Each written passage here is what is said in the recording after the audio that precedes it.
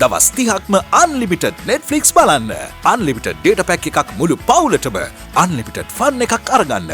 අදම active කරගන්න. ලෙන්ගතුකම වැඩි කරගන්න ලව්ජු රුපියල් 50ට අඩු කළා. මාමේ එන්න අපිට එකක් බොමු.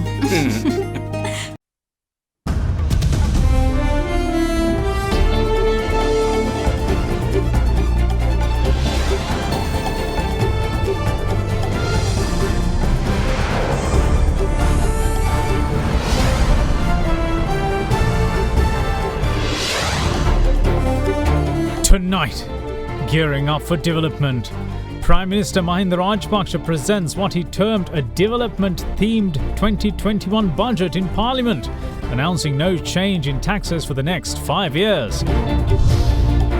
High risk. Chief epidemiologist says that the Colombo municipality remains the danger zone in the Colombo district. Colombo Municipal Council area is having the highest risk. Bad intentions. Former Army commander tells the Easter Commission that the intentions of anyone calling higher-ups on arrests of suspects must be considered suspect.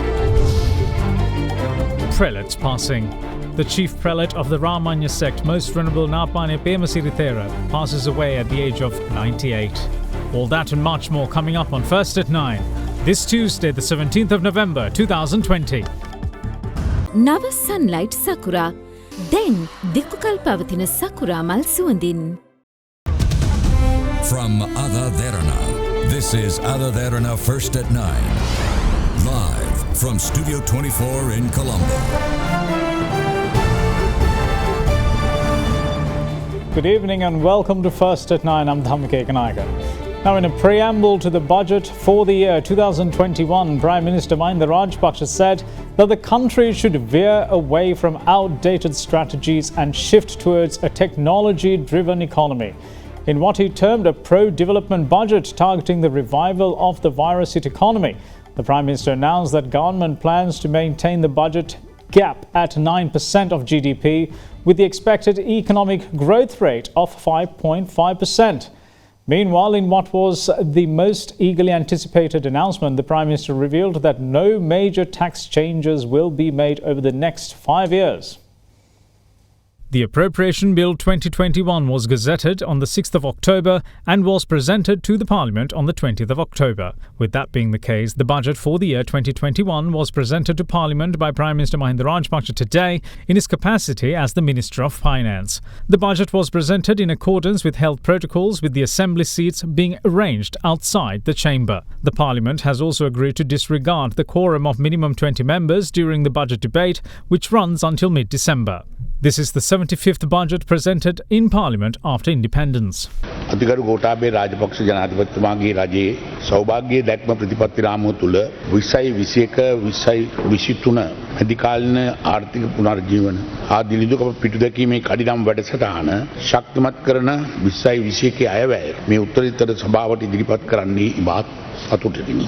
අපරට කවර ආර්ථික මට්ටමක සිටියත් කවර අභියෝගයන්ට මුහුණ දී තිබුණත් පිළිගත යුතු එක් මූලික යථාර්ථයක් වන්නේ කාර්මීකරණයේ ඉදිරියට පැමිණි ලෝක ආර්ථිකය මේ වෙන විට තාක්ෂණික ආර්ථිකයේ පිවිසී ඇති බවයි.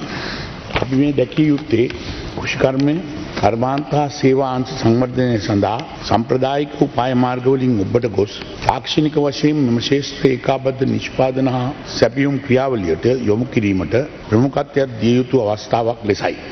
Minister of Finance, Prime Minister Mahinda Rajapaksa revealed that the government's revenue for 2021 has been calculated at 1.961 trillion rupees. With that, the government expenditure remains at 3.525 trillion rupees. This brings the 2021 budget deficit to 1.564 trillion rupees. The Prime Minister also revealed that the government expects to seek foreign or local financing to the tune of 2.9 trillion rupees. The funding allocations in the 2021 budget are 355.15 billion rupees to the Ministry of Defence, 159.47 billion rupees to the Ministry of Health, 126.54 billion to the Ministry of Education, 9.3 billion for the Office of the President, and 1.05 billion rupees for the Prime Minister's office. In terms of the much anticipated announcement on taxation, there seemed to be not much of a change. The announcements were no major tax changes over the next 5 years, and instead, measures will be implemented to make it more convenient for businesses and individuals to pay their taxes. VAT will remain unchanged at 8% for businesses with a turnover more than 25 million rupees every quarter. A special goods and services tax is to be introduced. Mandatory filing of income taxes online by businesses from the 1st of April 2021. Individuals with a monthly income of over 250,000 rupees will be able to instruct banks to transfer personal income taxes to the tax department directly.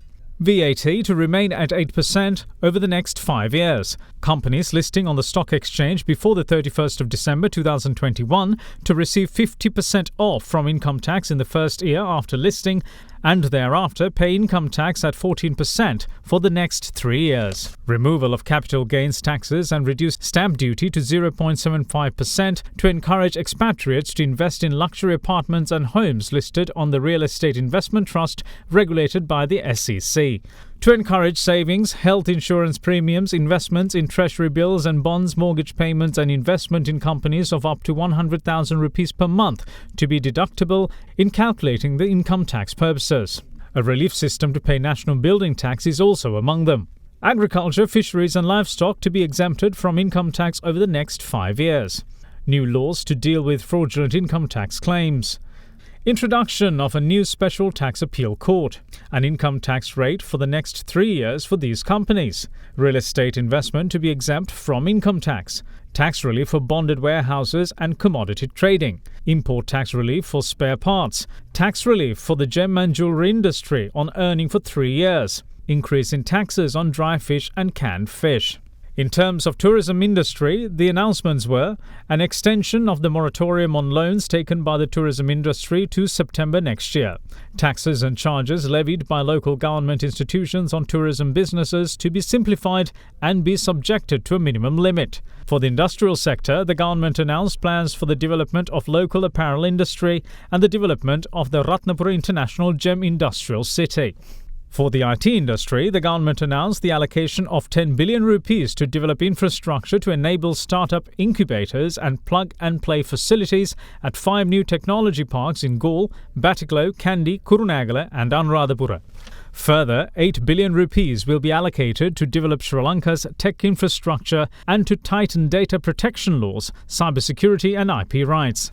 In addition, companies employing more than 50 employees are to be charged a tax of 0.5% of revenue to fund a COVID unemployment insurance scheme. Meanwhile, young people completing technical skills courses will be able to apply for a 500,000 rupee loan to set up a business repayable over 5 years with a 1-year grace period. For the financial sector, strong new laws are to be put in place for the monitoring of non-bank financial institutions. And a legal framework is to be established for strengthening the financial sector, assist depositors and take action against failed institutions. Meanwhile, 750 million rupees has been allocated for the welfare of disabled armed forces personnel, while a pension scheme will be launched for farmers over 65 years, as well as for the self-employed and for migrant workers. For the agricultural sector, free fertilizer is to be made available in every district. Unutilized lands are to be converted for the development of agriculture at the district secretary level. Milk production is to be increased to meet local demand. National expenditure on milk imports is to be reduced to $55 million by encouraging local milk production. A 500,000 rupee loan will be provided to purchase cows and other dairy farm requirements. Coconut and tamili growing is to be encouraged in neglected paddy fields. Meanwhile, the fisheries industry has been allocated 500 million rupees. Further, in the telecom sector, an initiative for 100% 4G fibre broadband coverage that commences in the Ratnapura district will be expanded island-wide with 15 billion rupees from the TRC's Telecom Development Fund. In addition, 8 billion rupees is to be spent for technology enhancement. Further, 15 billion rupees has been allocated for expanding mobile fixed broadband under the Gamata Sannivedana scheme. Technology-based sectors are to receive state assistance for the next 2 years.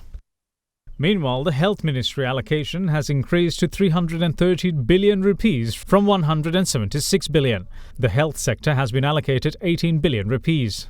In rural development, 5 billion rupees has been provided for the improvement of rural health sector, 20 billion rupees for development of roads in every village, 5 billion rupees for pipe-borne water for 200,000 houses, 20 billion rupees on rural roads and 7 billion on bridges, 3 billion rupees to increase teachers in rural areas, 3 billion for sports development, 10 billion rupees to electrification, 2 billion rupees for home industries and 3 billion rupees for insurance and elephant fencing. Meanwhile, for power generation, the Prime Minister announced that the Lakvijay coal power plant is to be expanded by adding another 300 megawatt coal unit and 2 600 megawatt LNG power plants. 2 more power plants will also be constructed urgently. Concessionary loans are to be provided at 4% interest for residential solar power. Meanwhile, 10,000 transformers are to be set up in rural areas to generate solar power with private investment. Meanwhile, in expressway development, the Central Expressway Kerawalapitiya Meerigama section, as well as the Kurunagala Dambulla sections and the Potuhara Kandy sections, expected to be completed by 2024. Further, the Ingiriya Kahathudua section will be completed as the first phase of the Ruwanpura Expressway and added to the National Expressway system. In addition, the ownership and management of the expressway network is to be vested in the government-controlled company. The government also announced that Colombo's Marine Drive will be extended up to Moratuwa.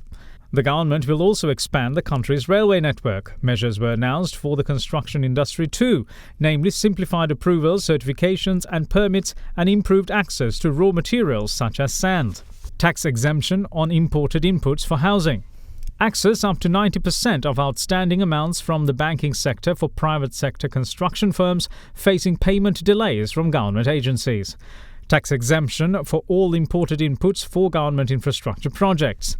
A 10-year tax break and concessions to import machinery for companies recycling construction waste. The Prime Minister added that steps will also be taken to make loss-making state-owned enterprises self-sustaining, with privatisation not an option. Meanwhile, the retirement age of men and women in private sector has been increased to 60 years. Further, state sector employees are to be allowed to engage in work outside office hours and will be provided with 2-year leave to seek overseas employment. In addition, a daily wage of 1,000 rupees will be made mandatory for plantation workers from January 2021. Further, new laws relating to the financial centre at the Colombo Port City will be presented in Parliament in January 2021. A public finance management board is proposed to manage the deficit and improve government revenue, with GDP forecast to grow 5.5% in 2021. Environmentally friendly measures were also announced, namely a ban on the production of polythene and plastics from January 1, 2021. An accelerated program of expanding forest cover by 15,000 acres. A proposal to strengthen surveillance by the Sri Lanka Air Force to prevent illegal deforestation. Reforestation of identified lands with the assistance of the Sri Lanka Air Force. 3.5 billion rupees for the accelerated forestation program during 2021 to 2023. A proposal to allocate an additional amount of 200 million rupees for identified priority programs such as the prevention of irregular disposal of sewage and regulation of sand mining. What's more, the implementation of Surakimuganga National Environment Conservation Program to conserve water resources in 103 natural river basins in the country, used for irrigation, drinking, generation of power, industries, tourism and other needs.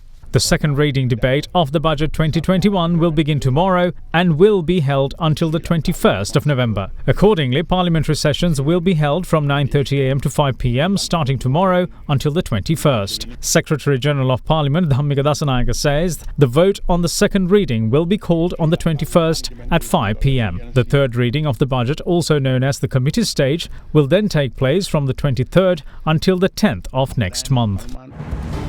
We will see you once more on the other side of this break. Stay with us. Safeguard hand sanitizer නවතම නිෂ්පාදන පෙළ නීරෝගිමත් දිවයකට ලංකාවේ පළමු වරට හඳුන්වා දෙන Maliban වෙජි cracker Crunchy veggie.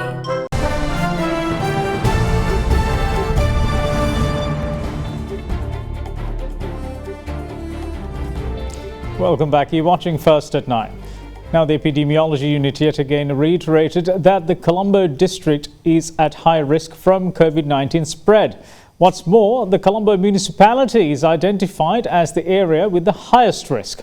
Over the last days, the bulk of the infections reported in the country were from the Western Province. Meanwhile, the 3 persons who succumbed to COVID-19 yesterday, in fact, from the 3 persons who succumbed to COVID-19 yesterday, I should say, 2 are from the Colombo municipality. Sri Lanka confirmed 3 more COVID-19 deaths last evening, with 2 of them being confirmed from the Colombo municipality. The victims include a 70-year-old who passed away while receiving treatment at the Infectious Diseases Hospital in Mulleriava. The deceased, who was a resident of Colombo 10, had been suffering from diabetes. Meanwhile, a 75-year-old person in Colombo 13 too passed away upon admission to the National Hospital. What's more, an 84-year-old too perished to COVID-19 yesterday. A resident in Moratua, she had succumbed while being in self-quarantine at her residence. She too had suffered from diabetes. In the meantime, 382 COVID-19 positive cases were detected yesterday. 231 of them were confirmed from Colombo, which is emerging as a virus hotspot. What's more, 42 infections were identified from the Gampaha district, 20 infections from Kalutara, 11 from Kurunagala and 2 infections from Galle were confirmed yesterday. Meanwhile, single infections were detected from the districts of Ratnapura, Kegol, Monaragala, Jaffna and Nuwara. Further, the infections identified during yesterday also include 8 police officers and 5 officers of the Police Special Task Force. 8 foreign nationals are also among the COVID-19 cases confirmed yesterday. මුලින් තිබුණේ ගම්පහ කේන්ද්‍රීයව තමා රෝගීන් විශාල වශයෙන් මතුනේ අද වෙනකොට ඒක කොළඹ කේන්ද්‍රීයව රෝගීන් මතුවෙන තත්ත්වයකට පත් වෙලා තියෙනවා. මේ වෙනත් දිස්ත්‍රික්කයකට යන්න නොදී අපිට පුළුවන් වෙනවා නම් මේ වෙලාවේ මේ රැල්ල කොළඹින්ම නිවා ගන්න අපිට රට යම් කිසි හොඳ තත්ත්වයකට ගේන්න පුළුවන්. නමුත් යම් අවස්ථාවක මේ කොළඹින් ඊළඟට වෙනත් පළාතකට එහෙම නැත්නම් වෙනත් දිස්ත්‍රික්කයක පැතිරලා මේ වසංගතය තවදුරටත් රට පුරා පැතිරෙන තත්ත්වයක් ඇති වුණොත් මේක අපිට පාලනය කරගන්න තව බොහෝ කාලයක් ගත වෙන්න පුළුවන්. By now we can identify that Western Province is the most high risk area in the country, and out of that Colombo Municipal Council area is having the highest risk. We have identified that in some institutions that this is spreading. For example, in the prisons we have taken all the measures to control it. We are identifying among the police officers, especially in the Colombo district. We have quarantined all the people that who has contacts of the cases, and we are doing the PCR in an orderly manner. With that, we hope that we will be able to control these clusters. But in addition, we can see that in some institutions cases are reported. So the institutions are having some sort of responsibility to take health measures in their institutions. In another development, Cabinet co-spokesperson Dr. Ramesh Patirana says that rapid antigen testing will be used as a new mechanism in the testing process. ලංකාවේ ගන්න PCR test ප්‍රමාණවත් නැහැ කියලා චෝදනාවක් තියෙනවා. මාස 8කට කලින් තිබුණේ එක PCR පරීක්ෂණ කරන ස්ථානයේ අපි දිනයකට කරපු PCR පරීක්ෂණ ප්‍රමාණය 300ක් වගේ ප්‍රමාණයක්. අද වන විට PCR පරීක්ෂණය කරන ස්ථාන 32ක් හඳුනාගෙන තිබෙනවා. රසායනාගාර ඒ වගේම දිනකට 13000කට අධික PCR ප්‍රමාණයක් කරනවා. අලුත්ම ක්‍රමවේදය හැටියට rapid antigen test එකක් කරන්න පටන් ගන්නවා. ඒ නිසා සෑම පැත්තෙන්ම ධාරිතාවේ වැඩි කිරීමේ ක්‍රමවේද අපි ඉහළට කරගෙන යනවා. In the meantime, another 68 prison inmates have tested positive for COVID-19. That brings the total number of infections pertaining to prisons to 506. Out of that, 494 are inmates, while 12 are prison officers. Meanwhile, infections identified from Paligoda Fish Market and the Minuwangoda Apparel Factory clusters increased to 14,311. From that, 8,381 patients have already recovered from COVID-19. This puts the overall number of recoveries in Sri Lanka at 12,210. It leaves 5,560 patients still under treatment. Now, drone surveillance operations were carried out in the police areas of Jayala, Keselwatta and Kotahena, resulting in the arrest of 95 quarantine violators. 24 police areas and 2 Grama Niladhari divisions in the island are currently isolated due to high virus numbers. But the good news is that no new areas were added to that list today. With the country facing its second wave of COVID-19, 24 police areas and 2 Grama Niladhari divisions in the Colombo and Gampaha districts are currently under isolation after being identified as high-risk zones. No new areas were added to the list during the day today. With that being the case, law enforcement authorities took strict measures to crack down on suspects violating quarantine law. Accordingly, an operation carried out by the Special Task Force and the Sri Lanka Air Force using drone cameras worked off today to apprehend violators in the Wattala police area.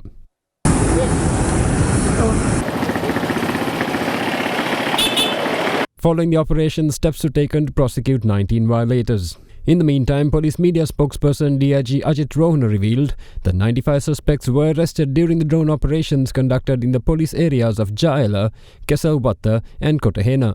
In other developments, the call centre set up at the opposition leader's office to address the grievances of the public affected by COVID-19 officially commenced its operations today. Accordingly, the public can now submit their issues to the centre by dialing its hotline 0117 701 300 from 8 a.m. to 8 p.m. Now, Most Venerable Napane Pemasiri Thera, the chief prelate of the Sri Lanka Ramanya sect, has passed away at the age of 98. Venerable Napane Pemasiri Thera had been receiving treatment at the Peradina hospital at the time of his passing. Most Venerable Napane Pemasiri Thera was born on the 20th January in 1923 in the village of Napana and was given the lay name Tikiri Bandara. Following primary education, Tikiri Bandara entered the Buddha Sasana in 1933 at the tender age of 10 and was given the name Napane Pemasiri. After holding several positions in the Ramanya sect, the Venerable Thera was appointed the chief prelate of the sect in 2012, following the passing away of chief prelate Most Venerable Vevaldeniye Medhalankara Thera.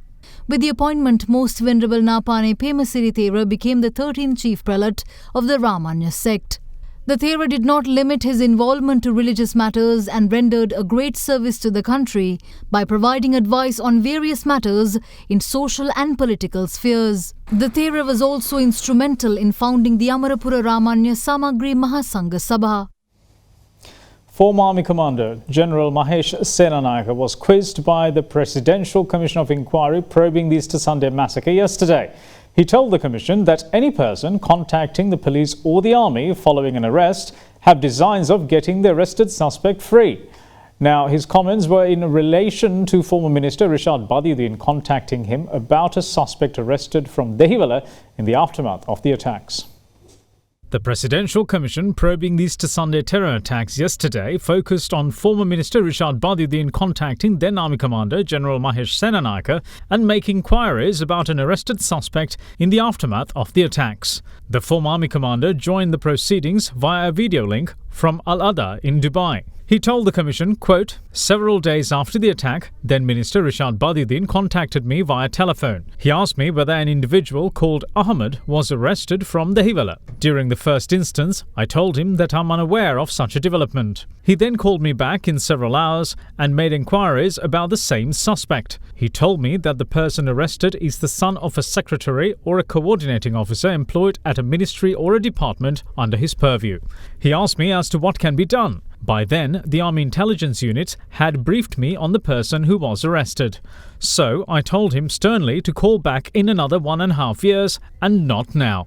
Unquote. The State Senior Counsel then asked the witness as to what former Minister Rishad Badiuddin might have expected by calling the Army Commander several times. Former Army Commander General Mahesh Senanayake replied, quote, "If a person contacts the police or the army following an arrest, it is to get the arrested person freed. He might have had such intentions in mind, but as a responsible officer, something like that would not happen from me." Unquote.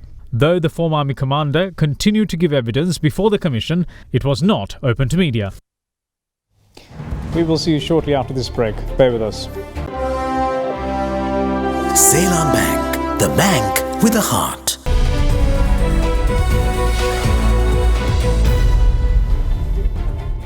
Welcome back. This is First at 9. Now, our budget analysis program, Budget 2021 Roadmap to Prosperity, featuring a host of government and private sector personalities to decode the 2021 budget presented today in Parliament. The government's announcement of measures aimed at development was said to be satisfactory.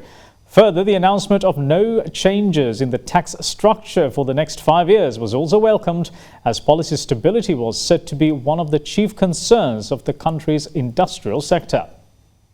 Mr. Cabral, I think to start off with you, probably the question may not be to ask you what your take on the budget is, but here people are talking about, we see on Twitter, we see on social media, and we see the opposition also is calling this a boring budget, that nothing new has been introduced. What are you going to tell us? I think that's the opposition is doing their duty by saying it's a boring budget or not a very good budget. But the real crux of it is, what are we going to do? We are going to have a budget that will need to spur economic growth once again. Since 2014, we have had a consistently dwindling growth pattern in our country. So we need to stimulate the economy. We need to ensure that there is a high growth pattern established in our country once again. Growth is an essential, but at the same time, with growth comes many other challenges. We need to ensure that our macro fundamentals are also managed carefully. We have a large number of public sector projects that are going on. We have identified many private sector areas for development, for example the port city, the Hambantota port related activities. So there are plenty of areas in which we can grasp growth. The pharmaceutical industry. So if we were to activate all these things well, there would be an immense amount of opportunities for growth, and that's what this budget is all about. The Prime Minister emphasized many times that we need to get our macro fundamentals into good shape. We need to ensure that our interest rates are at reasonable levels. We need to ensure that our fiscal deficit is managed in such a way that there will be a fiscal consolidation. We need to at the same time get growth. So you would see it's a balanced budget.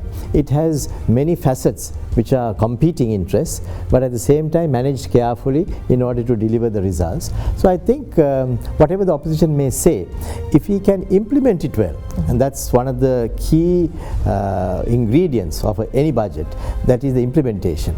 We got to make sure that it's implemented well, and then we'll have some very good results.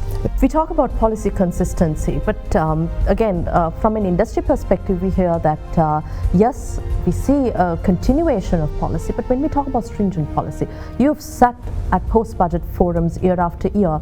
How would you really analyze this, Mr. Rajapaksa? Again, three learned, the people who are talking about the budget, I also would like to agree, because we also expect, as one thing, I wear different hats as a practitioner and also leading chairman of a bank and a finance company and independent director of a couple of listed companies. We always look forward to have kind of consistent policies in the tax policies, which is absolutely important. And when I look at this budget, also we need to understand about the local and the global scenario within which we are now looking at. Especially IMF has forecasted almost, every country is going to have a contraction. It's very hard. Even if you take our big brother, the neighbor India, is having a major issue about their economic growth. So even Sri Lanka, we are well aware about the difficulties we are facing. Midst of many challenges, when you look at Honorable Prime Minister has covered almost all the development sectors in this country, looking at least next 5 years growth momentum. We as practitioners, we are extremely happy about the contents of the budget. Of course, there may be, as we go along, I'm sure that now from tomorrow the Parliament is going to debate this budget. As of today, I can tell you that we are very happy. Are you happy with this budget?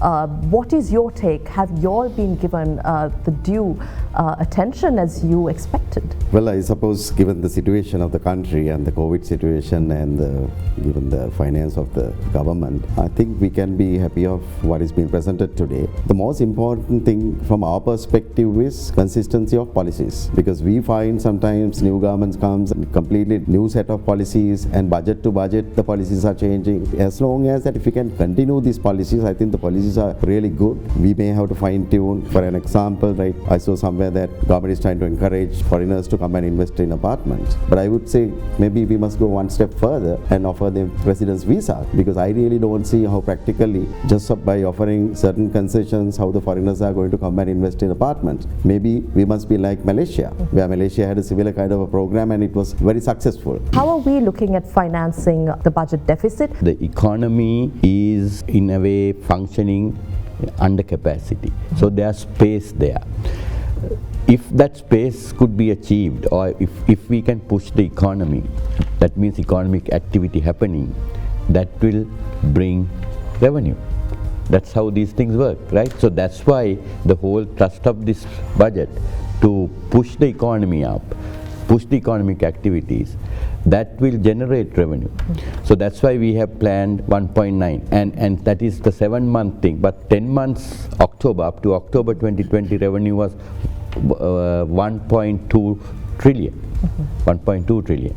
So the expected 1.5 for this year, that is 1,500 billion, could be achieved. And I don't think 1.9 is in a way unrealistic estimate, right? I think it's a very conservative number. So taking into account the activities that we have spelled out in the budget will push us, at least we will be in a way able to achieve the numbers that we expect here. And also about the financing, you talked about the budget deficit. 9% or little below 9%.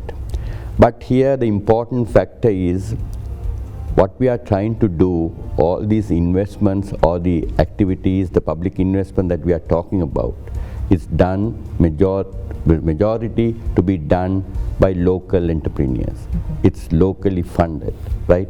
So even the foreign funds that we are anticipating will have a very limited import content. That means money won't go out. Money will be here. Money will be circulated in the country. So that would help. Again, it will help Sujiva, because a contractor will get the money and go to the bank, right? That's how these things work. But if money goes out, a different story, right? So all the investment, the major investments are domestically sourced, and domestic people will be doing, and domestic preference circulars have been issued. So government is keen on a domestic economy. Now, taking a look at the Colombo bourse, Sri Lankan stocks ended broadly higher today, following 3 straight sessions of losses. The all-share price index ended 0.53% higher at 6,108.93. Market turnover was 2.21 billion rupees. Now, here's a brief report on today's market performance. Today, the market saw a sizable uptrend comparatively to the last few days, where the market has been stagnant. There seemed to be a bit more buying interest coming back into the market, mainly with the budget that was presented during the day. As the budget was being presented, the market was basically performing and moving up in response to the budget. So we can see that there was strong buying interest coming in, mainly because due to the positives that are coming out of the budget and certain tax concessions to selected companies that were being offered. So with that, there were immediate market movements based on the budget speech that was presented. With that, we saw turnover levels also rising compared to the last few days. We saw turnover levels today crossing the 2 billion mark to end at 2.2 billion. In the currency market, Sri Lanka rupee ended weaker today at 184.90 cents to 185.20 cents to the dollar. The rupee, however, closed, at 184.30 to 45 cents to the dollar yesterday. Now let's take a look at how the Sri Lankan rupee traded against other major currencies during the day.